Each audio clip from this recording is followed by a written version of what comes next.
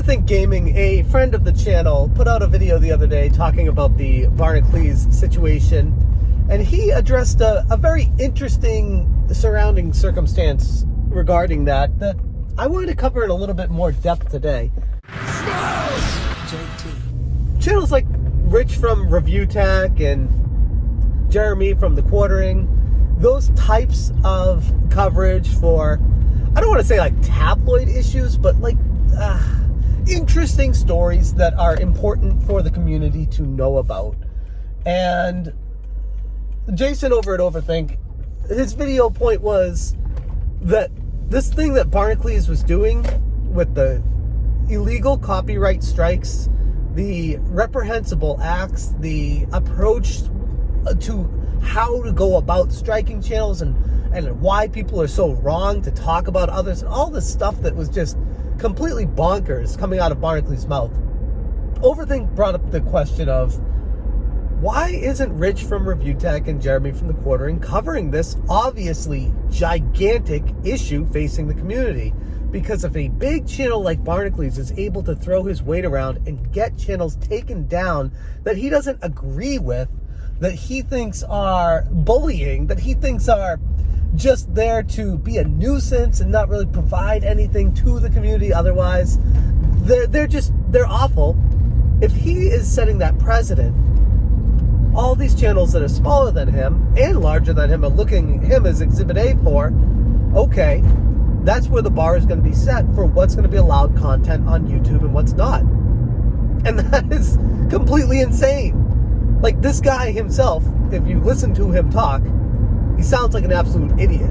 Like, plain and simple. You can say that I'm attacking him if you want, but that's my opinion of him trying to dissect a very, very deep, concerning issue that has many layers and levels, and him just brushing it off like, yeah, if someone's bullying you or if you don't like what they have to say about you, strike that channel, take them down, get rid of them. And if that doesn't work, get your community to go after them. Send people who follow you after these channels that are critical of you, so that whatever you're doing wrong isn't exposed to the mass public out there.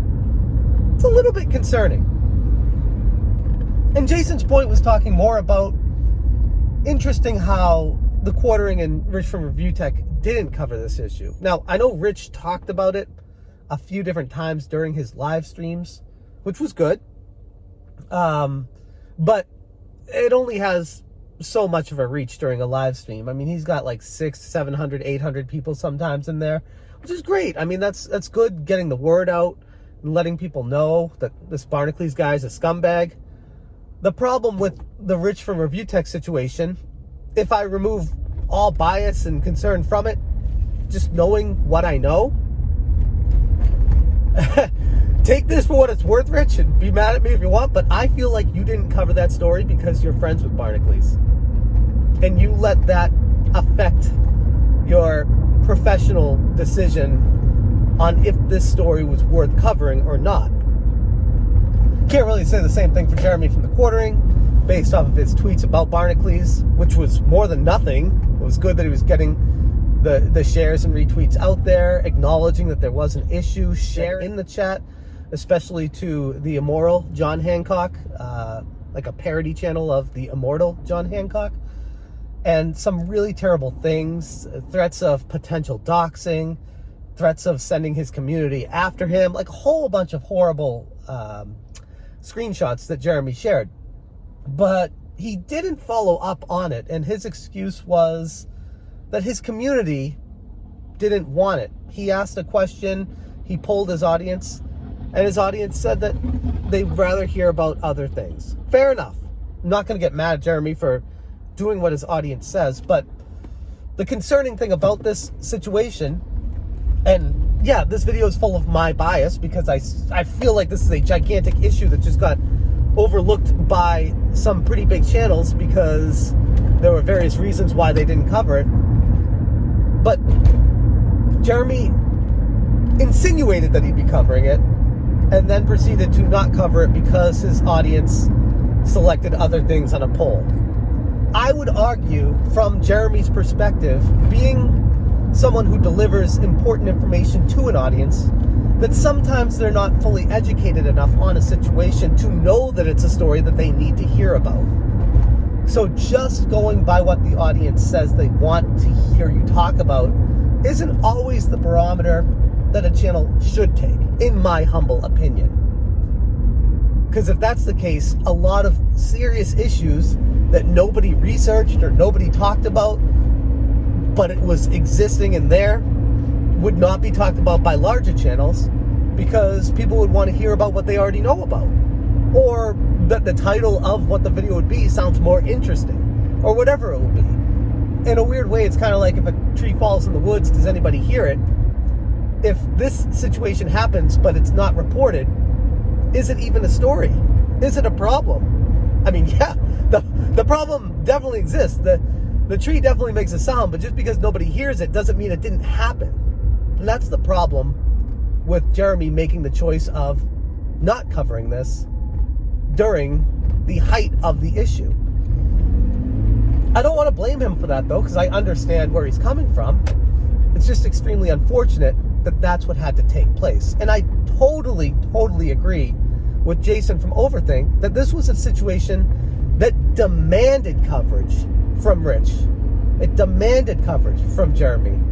It demanded coverage from so many channels out there, and it just got swept under the rug. Which brings me to the question of, does a YouTube channel have to cover a story when it happens? And if so, who's to determine what gets covered and when and why? What makes a story important? What makes a story worth covering? Because to me, this Barnacules story, it was put on a tee. Like, it was just sitting there waiting to get knocked out of the park to rock this guy's world for how awful of a human being he is. And instead, they just sat there and let the ball just fall. Like, it was just, nothing happened. And they just moved on from it.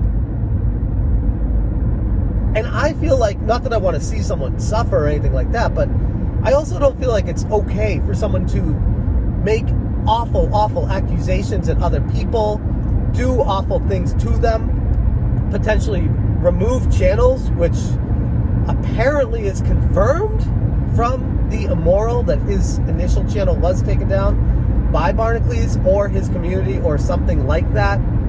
But it was all coming from the initial conversation Barnacules had, threatening that his community would take action against him making videos basically exposing John Hancock for what amounted to lies, what amounted to not being 100% genuine with the audience, and making them think that something was actually happening when it wasn't necessarily happening.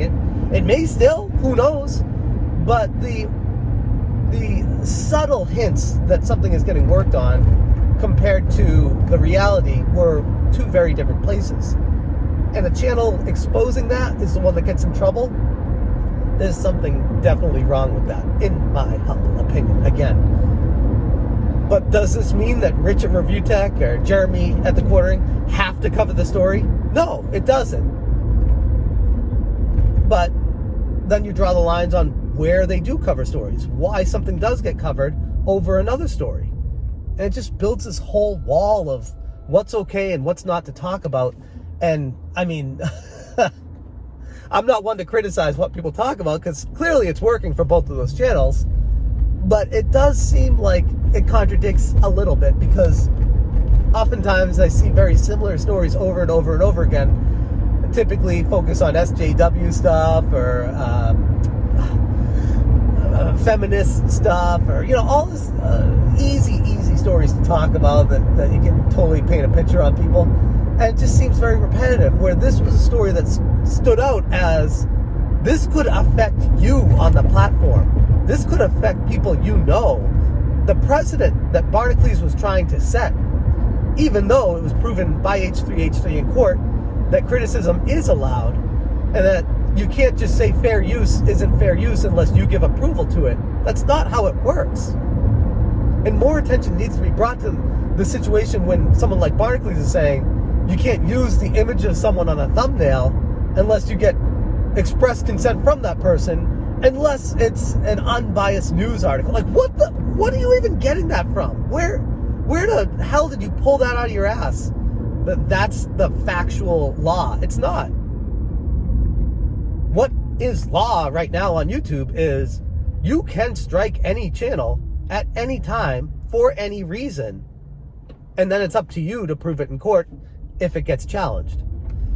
So, ultimately, I'd like to think that YouTube has some safeguards in place to prevent channels being taken down by people like Barnacules and John Hancock.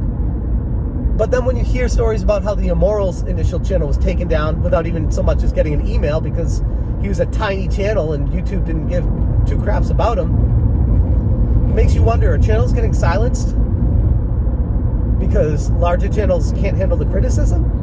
And if that's the case, what kind of world are we living in? It's just a lot to wonder about and be concerned with.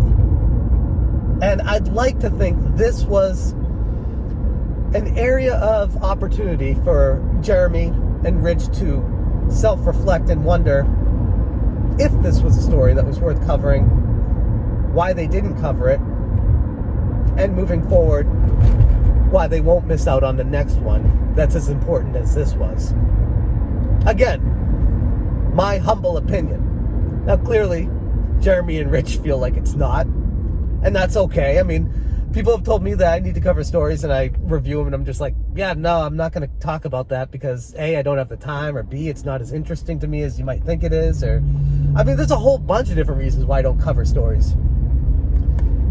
But going back to Rich at Review Tech, not covering a story because somebody's your friend, I don't know.